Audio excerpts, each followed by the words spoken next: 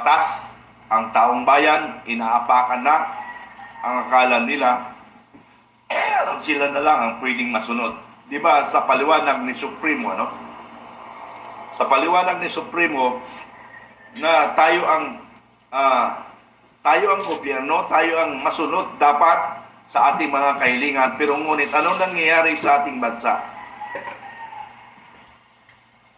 Kayo, kung nakakayanan ninyo na maging ang pakialam kayo sa inyong bansa, kami ni Supremo, ihanda namin ang ibubuwis namin ang aming buhay para sa ating sambayan ng Pilipino, para sa ating pinaghirapan ng ating mga ninuno. Ngunit nasaan tayo? Pinagtatanggol ba natin ang ating bansang sinilangan? Nakakaya nyo? Utang ina, hindi namin kaya ni Supremo. Ginagago na tayo. Hindi pa kayo kumikilos? Nilalapastangan ng batas. Kongreso. Kung ayaw nyo madamay dyan sa Kongreso, umalis na kayo. Tangina nyo! Binababoy nyo ang batas. Binababoy nyo ang mga Pilipino. Kayo mga Pilipino na hindi kayo nasasaktan, hindi nyo naramdaman. Ako, kami, ni Supremo, naramdaman namin.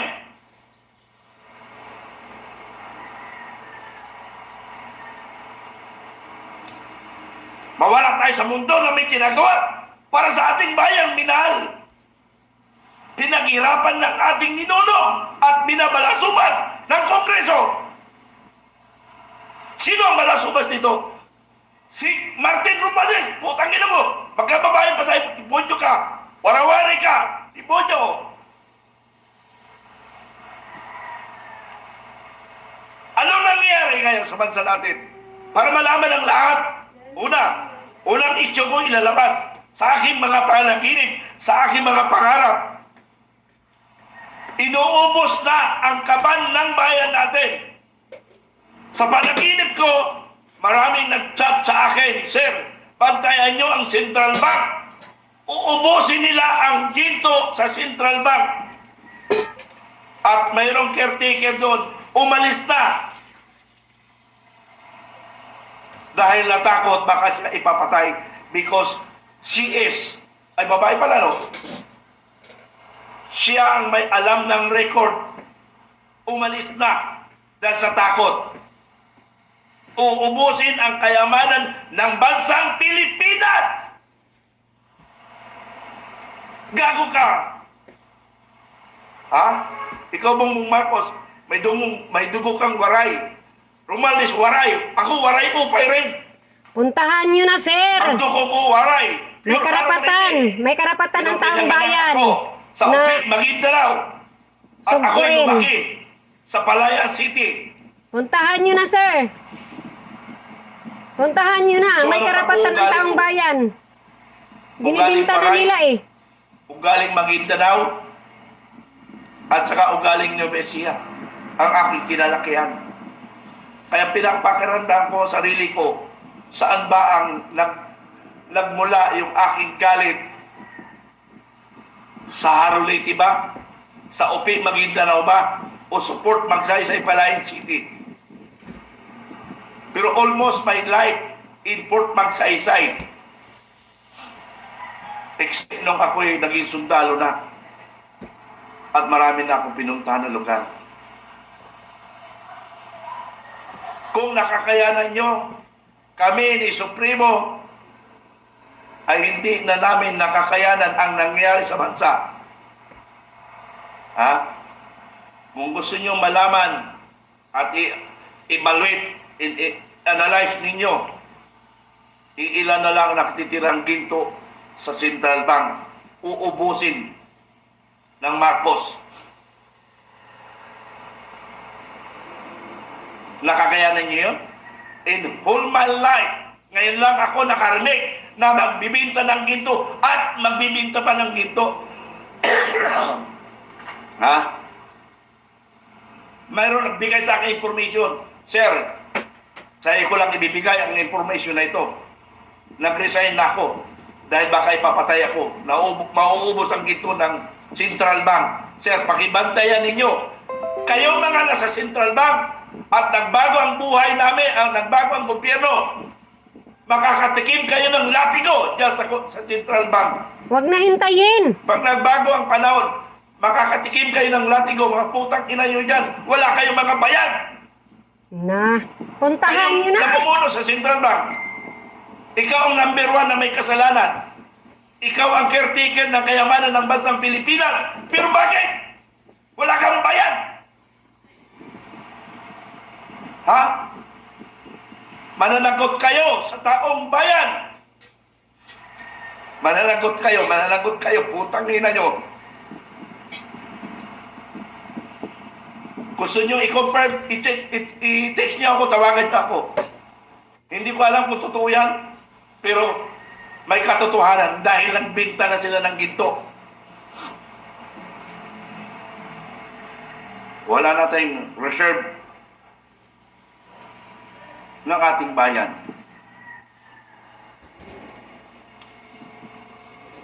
Bayan kong Pilipinas, Puntahan nyo na, sir. magising na tayo sa katotohanan. Mauubos talaga. Ang punot dulo nito ng problema ng bansa Si Bangag. ay sa katangahan ng ating Pangulo. Yep. Bakit siya tanga? Nagpapadigta siya sa First Lady at saka si Congressman Romaldez. Gago ka talaga, Pangulo ka. Ikaw ang Pangulo, hinalal ka ng taong bayan, pinagkatiwalaan ka ng taong bayan, and yet, hindi mo kayang mamuno. You better resign. You better resign. Pero ang problema, mga kababayan, para malaman nyo, mga kababayan ko, para malaman nyo mangyayari sa ating bansa, i-impeach sila sa Inday Sara for a budget of 3 trillion. Impeach si Sara. Pag natangkay si Vice President Sara Duterte, sino papasok? Si Escudero. Si Escudero ang uupo. Pagkatapos, i-impeach, pagkaupo ni Escudero, impeach Bongbong Marcos. Sa usapan nila yan, i-impeach mo, alisin natin. O, voluntary resign ako, pero through impeachment o whatsoever taktika nila, impeachment or resign. Dahil ang sentro ng ating issue is the Bangag. Sir, President. Sir, puntahan nyo na. Tangang leader. Huwag na kayong sir, puntahan nyo na. Marami na kayo. tangang leader, papasok Dakpin nyo na si lahat Escudero. sila. Who is the next Vice President? The Speaker of the House. Oh, kanila ng gobyerno. Ano magagawa natin? Wala rin bayang si Escudero. Siyempre, makikinabang rin eh. Magiging Pangulo ng ganun lang eh. Di ba? Nababasa nyo ba yun? Hindi. Nababasa nyo? Hindi. Hindi. Hindi. Nababasa nyo? Hindi. Hindi. So, ganun ang laro ngayon sa politika. Larong katarantaduhan. Pero, sorry. Hindi nang hintayin. Sino ang may kaisipan nito? Hindi yung dalawa. Yung gaga at saka gago. Ha? Abogado eh. Kasama si Amy Marcos niyan. Kala mo? Sila yung may mga plano niyan. Gusto nilang hawakan ang gobyerno. Ayaw na nilang bitawan. Nahawa Kasama nga, si sabi Amy nga, Marcos yan. I'm sorry for the word, na minahal kong Marcos. Lahing nyo talaga rin, Marcos. Na gusto nyong, pag humawak ng kapangyarihan, ayaw nyo nang bumitaw. May isang sulat ng open letter ng dating retired na isang abogado, si Brigadier General Virgilio Garcia, na nanawagan siya, this is your last chance to recover the name of family of Marcos. Wala na. Huwag mong sirain ang pangalawang pagkakataon na may balik sa magandang pangalan ng Marcos. Inyet, sinira mo putang ina mo. Minahal ko ang Marcos. Bakit? Without Marcos Sr., hindi ako nakapagtapos ng college. Binaboy mo ang ama mo. Gago! Banyag eh. Banyag. Malaking tiwala ko sa ama mo. Pero ikaw, lumaki kang gago. Anong natutuhan mo paglaki mo? Lumaki kang oligarch? Lumaki ka o hindi mo alam, manaramdaman ng mahihirap? Ang armed forces, ang armed forces, binahal yan ni Pangulong Duterte. Tingnan mo, ang gaganda ng forma nila. Standard Armed Forces. Kami noon, ano ang mga suot namin? Kung saan lang kami kumukuha ng pansuot. Ngayon, ang police at militar o other men in uniform personnel NUP, ang gaganda ng forma nila. Lalaki-lalaki, matipuno. Noon, wala.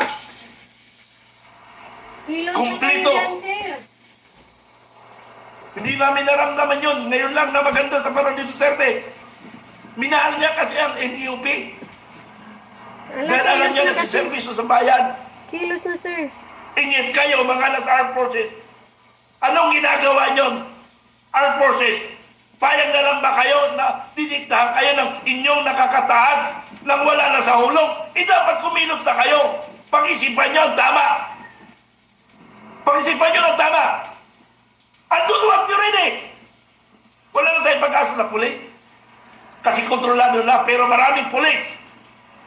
Ilang pulis ang tinanggal niyo sa Region 11? Almost more than 10. Tapos yung Ismingcom. Okay, i-share ko lang to guys, i-share. Galit na galit na. Sa pulis at militar, may pakialam ba kayo? Wala. That is executive. Legislative lang kayong gago. Galit na Kaya si kayo sir, nasa Congress? si ano, si Colonel Kayo Bukay. mga nasa Congress?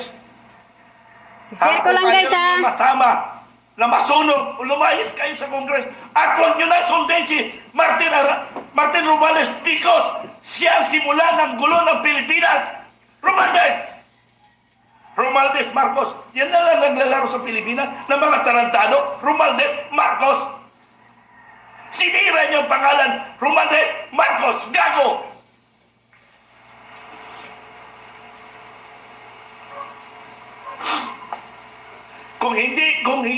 Kung hindi kayo nakakayanan pa kayo, nagagawin kayo, kami ni Supremo, hindi namin kaya ni Supremo Dado. Ha? Hindi namin makayanan yan. Kaya maghanda kayo dyan sa Congress. Kung kayo na sa Congress at nakikinabang kayo, makikinabang rin kayo sa sunog Ayan, lumayas na daw kayo dyan sa Congress. ng mga Ayan, ah. ninyo. Ha? Ayan na, Pero lumayas. nabalita ko na ngayon. Congress, Marami na lumayas na personnel kayo. of the Congress Ayan. na ayaw nang sumunod sa Congress Share ko lang to, administration. share. Tama yan, gawin nyo. Share ko lang. Kayo ay magiging bayani ng Pilipino, ng Pilipinas. What I mean. Share ko lang. Walang masama kung hindi kayo susunod. Lahat kayo, huwag kayo sumunod sa mga demonyong pag-uutos ni Romualdez. Kayo mga tuwad ko. Babalik ka ng mundo, hanapin namin kayo. Gago kayo. Ang tatapang nyo, ang yayabang nyo. Akala nyo mas magaling kayo. Abogado yung kausap ninyo. Hindi naman pumasa ng baryan. Kung hindi, walang alam. Ikaw, wala ka. Umama. Ha? Sir, Nagaling-galingan kayo. Hinahinay Abogado yung kaharap na, sir. nyo. Para kayo mas magaling pa. Although, hindi naman pinag-usapan pa. Abogado pa, hindi. Para sila na matalino. Pero kung pag-uusapan ng batas, wala kayong magagawa. Hala, thank you. Share ko lang ikaw, sir, ha? Sir, i-share ko lang ikaw, sir. Pumunta kayo sa Congress. Para mapanood sa aking mga kaibigan.